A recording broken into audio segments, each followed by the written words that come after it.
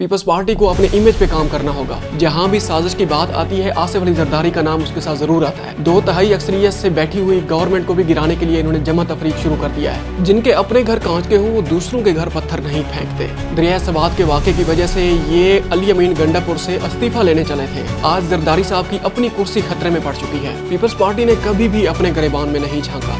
ये हमेशा दूसरों को तनकीद का निशाना बनाती है। लियारी में जो 7 मंजिला इमारत मुनहदिम हुई है वो पीपल्स पार्टी को नजर नहीं आती। 13 साल की गवर्नमेंट चंद लोगों को घर भी मुहैया नहीं कर सकी। इनसे बेहतर तो गवर्नर कामरान टिसूरी हैं, जिन्होंने कम से कम 80-80 गज के प्लाट का ऐलान तो किया है। पीपल्स पार्टी को अपने गिरेबान में झांकना होगा। मोहतरमा बेनजीर भुट्टो की सियासत के आज भी हम परिस्तार हैं। हमारी पीपल्स पार्टी के साथ कोई जाती दुश्मनी नहीं है। हम सबसे पहले पाकिस्तान की बात करते हैं। अस्सलाम वालेकुम, प्लेन टॉक के साथ मैं हूं फाहद हमदानी। नाजरीन, किसी ने सही कहा है कि अगर आपके अपने घर कांच के हों तो आपको चाहिए कि दूसरों के घर पत्थर ना फेंकें। ये मिसाल बिल्कुल पीपल्स पार्टी पे फिट आती है। हालांकि इसके अंदर बड़ी मसलियत पसंदी पाई जाती है और बाकायदा जरदारी साहब को बड़ी एक वो कहते हैं ना कि इसमें कोई शक नहीं है कि जरदारी साहब पाकिस्तान के मैकियावेली हैं और उनके अंदर जो आर्ट ऑफ कंप्रोमाइज़ है, जो आर्ट ऑफ वो जो एक सर्वाइवल है उनके अंदर, वो दैट इज़ अनपैरेलल्ड। उसकी कोई मिसाल नहीं मिलती। इसके बावजूद भी पीपल्स पार्टी के अंदर ऐसे कौन से मसाइल हैं, उन मसाइल को हम सामने रखते हैं और एंड पे हम एक तकाबली जायज़ा लेंगे उन मसाइल का कि उन मसाइल का ज़िम्मेदार कौन है और क्यों ये मसाइल आने वाले वक्त में भी पीपल्स पार्टी को बहुत ज़्यादा तंग कर सकते हैं। सिर्फ हम सिंध बिल्डिंग कंट्रोल अथॉरिटी की सिर्फ बात करते हैं।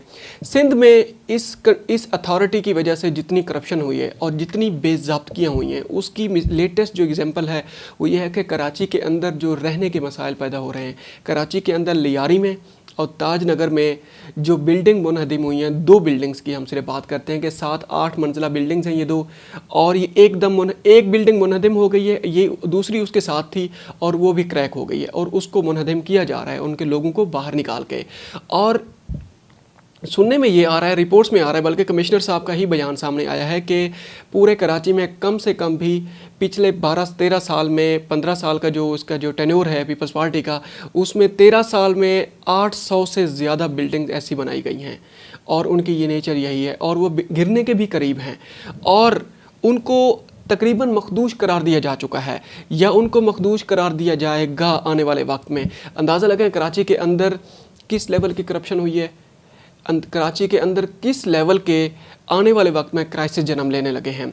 और इसके साथ साथ हम दूसरी आगे बढ़ते हैं थोड़ा सा, जो मौजूदा सूरत हाल है इन्हीं क्राइसिस को सामने रख के सिर्फ लियारी की हम बात करें। लियारी के अंदर अवाम बेयार मददगार फिर रहे हैं।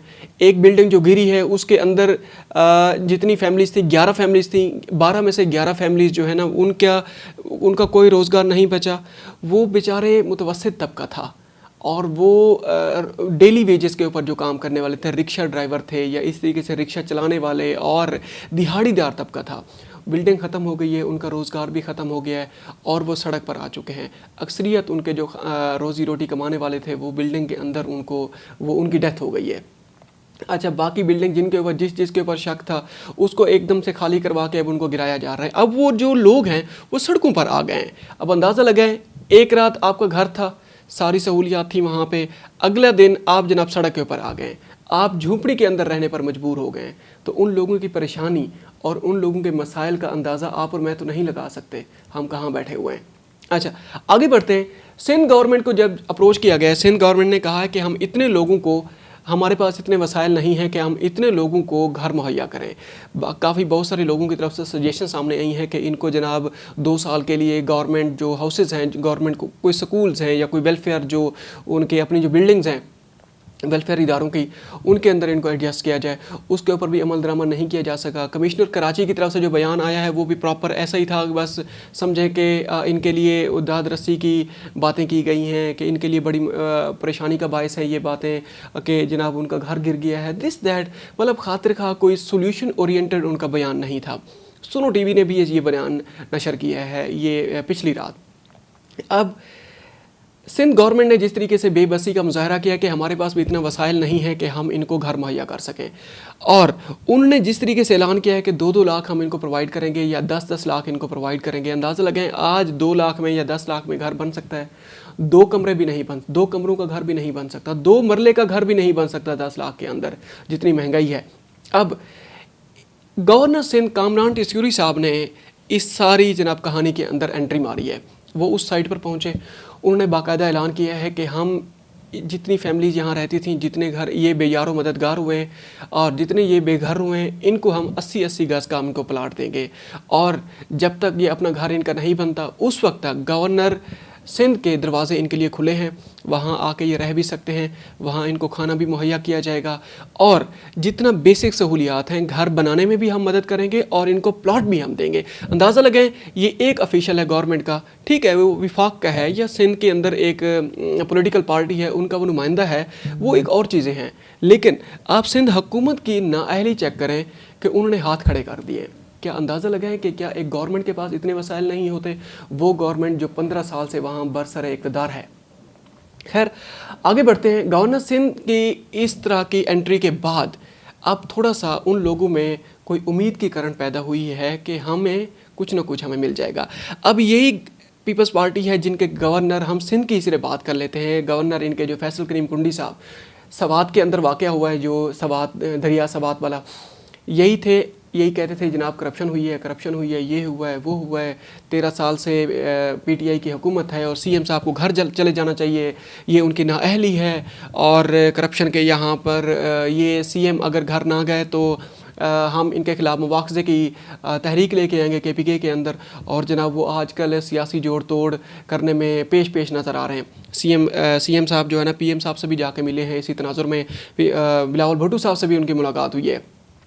अब थोड़ी देर के लिए आप सोचें कि केपीके का जो केस है और सिंध का केस है, इनमें कितना ज़्यादा इनमें कंट्रास्ट पाया जाता है और ये कितना मिलते जुलते हैं। 19-20 के फ़र्क से ये दोनों मिलते जुलते केस हैं। अब क्या यही जो फैसल करीम कुंडी साहब हैं, इनके अपने सीएम को यही कहेंगे कि आप इस्तीफ़ा दे दें, आपके सूबे के अंदर क्या कुछ नहीं हुआ, 25 लोग मारे गए हैं, सिंध बिल्डिंग कंट्रोल अथॉरिटी के अंदर किस तरह की करप्शन हो रही है, क्या यही फैसल करीम कुंडी साहब अपनी गवर्नमेंट के बारे में ये बातें करेंगे? बिल्कुल भी नहीं करेंगे। क्यों? पीपल्स पार्टी का वतीरा रहा है, वो दूसरों के बारे में ज़्यादा बात करती है, अपने ऊपर बात नहीं आने देती। अब थोड़ी देर के लिए आगे चलते हैं। आपके सामने इसी तरह ये क्यों पीपल्स पार्टी के साथ ऐसा होता है। पीपल्स पार्टी 2013 के इलेक्शन में पीपल्स पार्टी को बुरी तरह शिकस्त हुई थी। अब जरदारी साहब ने इस्लामाबाद में एक इजलास तलब किया था, उसके अंदर जायज़ा लिया गया था कि पीपल्स पार्टी को शिकस्त क्यों हुई है, इसका वो किया जाए, जायज़ा इसका लिया जाए। जनूबी पंजाब से जनाब एक MNA थे, वो उस वक्त भी वो हार गए थे। उन्होंने कहा था कि जरदारी साहब मुझे अगर इजाज़त दी जाए तो मैं खुल के बात करना चाहता हूँ। उन्होंने कहा कि जहाँ भी साजिश का नाम आता है वहाँ पीपल्स पार्टी का नाम आता है, जहाँ भी सियासी साजिश का नाम आता है, वो पंजाब हो, सिंध हो, बलूचिस्तान हो या KPK हो, वहाँ जरदारी साहब का नाम आता है। बसत एहतराम हमें अपने इमेज पर काम करना होगा। हमें ये जो साजिश का वर्ड हमारे साथ अटैच हो चुका है, ये जो स्ट्रिंग हमारे साथ अटैच हो गई है, इसको हमने ख़त्म करना होगा। वगरना पीपल्स पार्टी ऐसे ही है, थोड़ी देर के लिए आप स्टेबल होंगे, उसके बाद आप दोबारा गिर जाएंगे, दोबारा आपके लिए क्राइसिस पैदा हो जाएंगे। इसीलिए हमें अपने अंदरूनी इनवर्ड अप्रोच के तहत अपने आप को ठीक करना होगा। और वो जो MNA थे, हम उनका नाम नहीं लेना चाहते, पर्सनल हम नहीं होना चाहते, उन्होंने बिल्कुल ठीक कहा था और उन्होंने उस वक्त जो बात की थी, आज वो बात बिल्कुल इन पे फिट आती है। अब यही पीपल्स पार्टी है, इन्होंने साजिशें शुरू कर दी हैं 2/3 मेजॉरिटी के तहत। वो जो KPK के अंदर गवर्नमेंट बैठी हुई है उसको टॉपल करने में फैसल करीम कुंडी साहब के जो बयानात आ रहे हैं कि हमारा एक भी जिस दिन मेंबर हमारा उससे हुकूमती बेंचेस में अपोजिशन में ज़्यादा हुआ हुकूमती बेंचेस से, तो हम तहरीक अदम एतमाद हम लेके आ जाएंगे। अब आगे बढ़ते हैं। अभी भी जरदारी साहब की कुर्सी अभी भी ख़तरे में है, सदर पाकिस्तान की कुर्सी। और जो जमा तफरीक जो थी, वो दूसरों के बारे में जो कर रहे थे, दूसरों के बारे में जो साजिशें कर रहे थे, अब उन्हीं के खिलाफ वो साजिशें हो रही हैं। शुरू में हमने कहा था कि अगर आपके घर जब कांच के हों तो दूसरों के घर पत्थर नहीं फेंकते, आपके खिलाफ भी वो साजिशें हो सकती हैं, आपके घर के शीशे भी एक ना एक दिन टूट सकते हैं। इसीलिए आप सब्र व तहम्मुल से काम लें, आप सियासी बसीरत का मुजाहरा करें। आपसे बेहतर तो मौलाना फजलुर रहमान साहब ने सियासी बसीरत का मुजाहरा किया है। एटलीस्ट उन्होंने ये भी तो कहा है ना कि KPK के अंदर जो जिस तरह मुआवजे की आप तहरीक लेके आएंगे, हम उसका हिस्सा नहीं बनेंगे।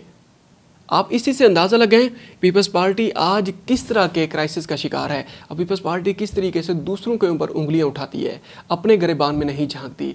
हमें एतराज़ नहीं है, ये हमारा मुल्क है। पीपल्स पार्टी के हम भी पीपल्स पार्टी का एक वक्त था, हम बीबी बेनज़ीर भुट्टो साहबा के हम आज भी हम उनके गुण गाते हैं। उनकी जो सियासी बसीरत थी और उनका जो वे ऑफ गवर्नेंस था और उनका जो ऑरा था और जो उनकी पर्सनल जो उनकी वो पॉलिटिक उनका सियासत करने का जो तरीक़ाकार था, आज हम भी हमारे जैसे एक सियासियात के तालिब इल्म जो हैं, आज भी हम उनके वे ऑफ पॉलिटिक्स के गुण गाते हैं और उनकी तारीफ़ करते हैं और उनको बाकायदा हम केस स्टडी के तौर पे हम बयान करते हैं। खैर, अब तक के लिए इतना ही। आज की इस खबर के साथ आपसे इजाज़त चाहेंगे। देखते रहिए हमारा YouTube चैनल, और अगर आपको हमारा कंटेंट पसंद आए तो हमारा कंटेंट अपने दोस्तों के साथ शेयर कीजिए और हमारा चैनल सब्सक्राइब कीजिए और हमें सजेशन दीजिए कमेंट में या हमें ईमेल कीजिए कि हमें अपने कंटेंट के अंदर वे ऑफ डिलीवरी में या ओपनिंग में या इसके जो हम तज्जिया एंड पे पेश करते हैं, जो तकाबली हम जायज़ा लेते हैं, इसके अंदर किस तरह की चेंजेस लाई जाएँ। आप अपनी सजेशंस हमारे सामने रखिए। आपके सजेशंस को और आपके जो फीडबैक होगा उसको हम बड़ी कदर की निगाह से देखेंगे। तब तक के लिए अल्लाह हाफिज़।